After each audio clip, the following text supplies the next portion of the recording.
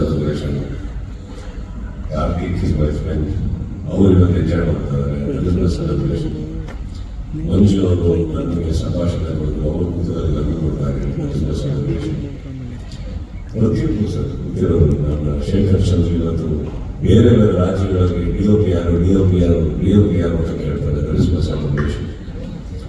ಹಂಗೆಲ್ಲದಕ್ಕಿಂತ ಹೆಚ್ಚಾಗಿ ನನ್ನ friend circle ಅಂತ ಏನಿದೆ ಸರ್ ಸ್ವಲ್ಪ ದೊಡ್ಡದಾಗಿದೆ. That is my celebration. Friends ನೀವು ಖುಷಿಯಿಂದ ಕೇಕ್ ಕಟ್ ಮಾಡಿಸಿರೋದು ಸಂತೋಷ ಆಗ್ತದೆ ಸರ್.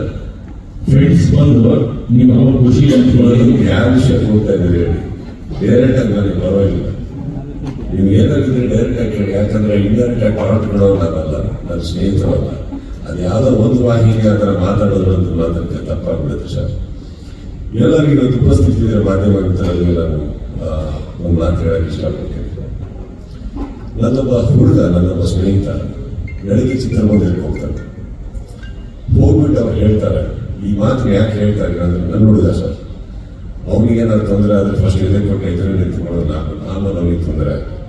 ಓಕೆ, ಅವನು ಮಾತಾಡ್ತಾನೆ, ಇವತ್ತಿಂದ ಕಿಚ್ಚ ಬಾಸ್ ಅಂತ ಕರೆಯೋದು ನಿಲ್ಲಿಸಿ ಕಿಚ್ಚ ಮಾಸ್ ಅಂತ ಕರಿಬೇಕು, ಅದನ್ನೇ ಕೇಕ್ ಮೇಲೆ ಹಾಕೊಂಡು ಬರ್ತಾರೆ.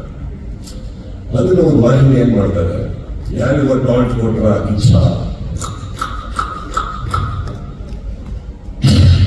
ಇದಾಗ ಏನಾಗುತ್ತೆ, ಸಪೋಸ್ ಯಾವುದು ಫ್ಯಾನ್ಸ್ಗಳು ಅವ್ರಿಗೆ ಪ್ರಯತ್ನ ಮಾಡಿ ಅವ್ರಿಗೆ ಏನಾದ್ರು ಹೆಚ್ಚಿಗೆ ಮಾಡಿದ್ರು ಅನ್ಕೊಳ್ಳೋಣ, ಅದಕ್ಕೆ ಬಿಡಲ್ಲ, ಮಾಡಿದ್ರು ಅನ್ಕೊಳ್ಳೋಣ.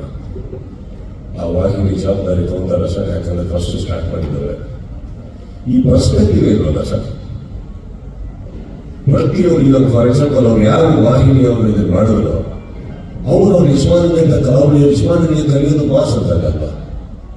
ನಾನು ಅವ್ರ ಬಾಸಿಗೆ ಆಗ್ತದ ಕೇಕ್ ಮೇಲೆ ಯಾರು ಸರ್, ಈಗ ನಾನು ನನ್ನದೇ ಕರೆಯೋದು ಸರ್. ಚಿತ್ರರಂಗದಲ್ಲಿ ಯಶ್, ದರ್ಶನ್, ಧ್ರುವ, ಉಪ್ಪಿ ಸರ್, ಇನ್ನೊಬ್ಬರು ಶಿವಣ್ಣ, ಪ್ರತಿಯೊಬ್ಬರು ಸರ್ ಎಲ್ಲ ಸೇರಿದ್ರೆ ಒಂದು ಕನ್ನಡ ಚಿತ್ರರಂಗ ಸರ್. ಎಲ್ಲ ಸೇರಿದ್ರೆ ಸರ್ ಇದೇ ಒಂದು ವಾಹಿನಿಯಲ್ಲಿ ನಾವು ಕುತ್ಕೊಂಡು ಮಾತಾಡ್ಬೇಕಾಗಿ ಹೇಳಿದ್ದೆ. ಇದೇ ದರ್ಶನ್ ಅವರ ಫ್ಯಾನ್ಸ್ ಬಗ್ಗೆ ಬಂದಾಗ ನಾನೇ ಹೇಳಿದ್ದೆ, ಫ್ಯಾನ್ಸಿಗೆ ಬೈಯಕ್ಕೆ ಹೋಗ್ಬೇಡಿ, ಅವರಿಗೆ ಗೊತ್ತಾಗ್ತಾರೆ ಏನ್ ಮಾಡ್ಬೇಕು ಅಂತ, ನೋವಿದ್ದಾರೆ ಅವರು. ಇದೇ ನಾನು ನನ್ನ ಬಾಯವರೇ ಹೇಳಿದಾಗ ನಾನು ಯಾಕೆ ಸಂಸ್ಕರಿಸ್ಕೊಳ್ಳೋದು, ನಾವೆಲ್ಲ ಬಹಳ ಚಿಕ್ಕವರು ಸರ್. ನಾವೆಲ್ಲ ಚಿತ್ರರಂಗ ಇವತ್ತು ಚಿತ್ರರಂಗ ಕೋರುತ್ತಾ ಇದೆ, ಬೆಳಿಗ್ಗಿಂದ ನೋವಿದೆ ಅಂತ ಹೇಳ್ಬೇಕಾದ್ರೆ ನಾವೆಲ್ಲ ಕಷ್ಟಪಟ್ಟು ಸಿನಿಮಾ ಉಳಿಸಕ್ಕೆ ಹೋಗೋಣ. ಈ ತರ ಪ್ರಶ್ನೆಗಳಿಗೆ ಉತ್ತರ ಕೊಟ್ಕೊಂಡು ಹೇಳಿ, ಯಾಕೆ ಬರಬೇಕು ನಾವು, ಏನ್ ಸಿಗುತ್ತೆ ನಮಗೆ?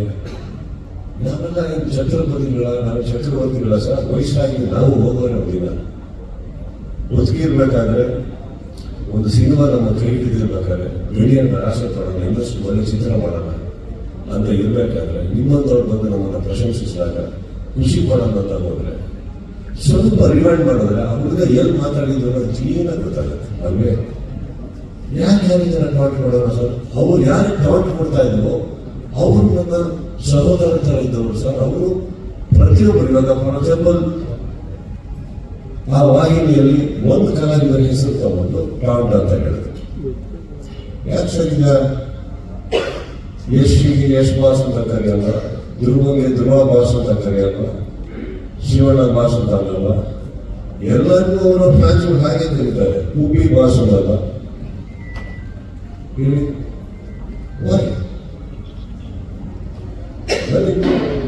ದರ್ಶನ್ಗಳು ಏನಿಲ್ಲ ಸರ್, ಬಹಳ ಕಷ್ಟಪಟ್ಟು ಅವರು ಮೇಲೆ ಬಂದಿದ್ದಾರೆ, ಕಷ್ಟಪಟ್ಟು ಪ್ರತಿ ಕಲಾವಿದರು ಬಂದಿದ್ದಾರೆ. ಚಿತ್ರರಂಗ, ಕನ್ನಡ ಚಿತ್ರರಂಗ ಇವತ್ತು ತುಂಬಾ ತುಂಬಾ ತುಂಬಾ ನೋವಲ್ಲಿದೆ. ಅದು ಬೆಳಿಬೇಕು ಅಂದ್ರೆ ಇದು ಬೇಡ ನನ್ನ ಇಂಡಸ್ಟ್ರಿಯಲ್ಲಿ, ನಮ್ಮಲ್ಲಿ ಇಲ್ಲ ಸರ್ ಇದು. ಆಕ್ಚುಲಿ ನನ್ನ ಫ್ಯಾನ್ಸ್ಗಳ ಹೋಗಿ ಎಲ್ಲ ಹೀರೋಗಳು ಸಿನಿಮಾ ನೋಡ್ತಾರೆ ಸರ್, ಅವ್ರ ಫ್ಯಾನ್ಸ್ಗಳು ನಮ್ಮ ಸಿನಿಮಾ ನೋಡ್ತಾರೆ ಸರ್. ಈ ವಾತಾವರಣ ಬೆಳಿಬೇಕಾದ್ರೆ ಏನಾಗುತ್ತೆ, ಆಲ್ರೆಡಿ ಆನ್ಲೈನ್ ಅಲ್ಲಿ ನಡೀತಾ ಇರ್ಬೇಕಾದ್ರೆ ಇದನ್ನ ಯಾರೋ ಒಬ್ಬರು ಈ ತರ ಒಂದು ಪರ್ಸ್ಪೆಕ್ಟಿವ್ ಕೊಡೋದೇ ಮಾಡಲ್ಲ ಸರ್. ಹೇಳಿ, ಈ ಕೆಟ್ಟ ಅಹಂಕಾರ ನಮ್ಮಲ್ಲಿ ಇದೆ ಅಂತ ನೀವು ಅನ್ಕೊಂಡಿರೋದೇ ತಪ್ಪಲ್ಲ. ಇದು ಯಾರಾದ್ರೂ ಆಗಲಿ ಅದು ನಾನು ಇವತ್ತು ನಾನು ಇದಕ್ಕೆ ಕ್ಲಾರಿಟಿ ಕೊಡ್ತಾ ಇಲ್ಲ ಸರ್. ಚಿತ್ರರಂಗ ಇವತ್ತು ಒಂದು ನಮ್ಮ ಹಿರಿಯರು ಸರ್ ಅವರ ಜವಾಬ್ದಾರಿ